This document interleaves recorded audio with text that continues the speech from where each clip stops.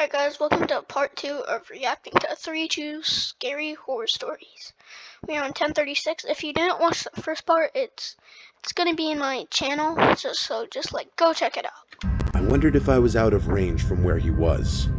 2 minutes later, I found myself at one of the 2 bathroom buildings. It was probably a 400 square foot building.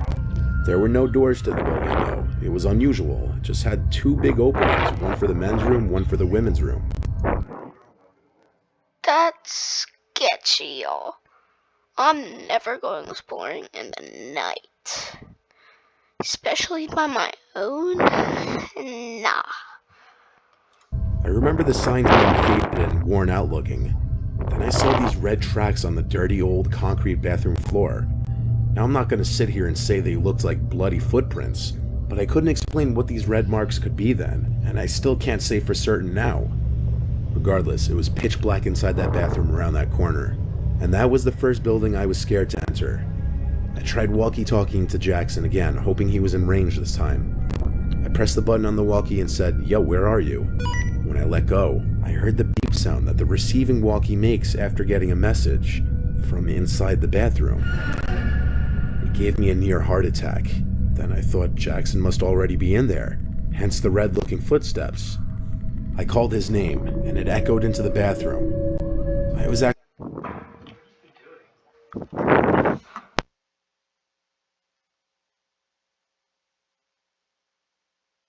about to step into the bathroom thinking he was hiding from me, pranking me, when I heard Jackson's voice call out from the distance behind me, outside in the darkness of the night. I heard him getting closer.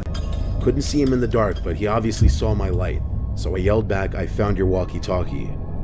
I started stepping into the bathroom. Then he said back, "Don't go in there, I never went in there." This is when I turned around and hurried right out of there. I pressed and released the talk button really quick on my walkie, causing the beep again from inside that pitch black women's room. Jackson and I looked at each other for half a second, then began dashing in the direction we came. We made it back to Route 209 and had to stop to catch our breaths. This is when Jackson told me that inside one of the bungalows he went into, he tried walkie-talkieing me, but I wasn't answering, meaning we must have been out of range. But then he heard a noise from the living area of the bungalow. As he turned around, his flashlight revealed an older woman almost running towards him. He dropped his walkie-talkie and flashlight and ran out from the bungalow. He ran in the dark and hid, refraining from making noise in fear of being followed. He hid for a questionable amount of time before looking around and seeing my flashlight across the field, over at the bathrooms.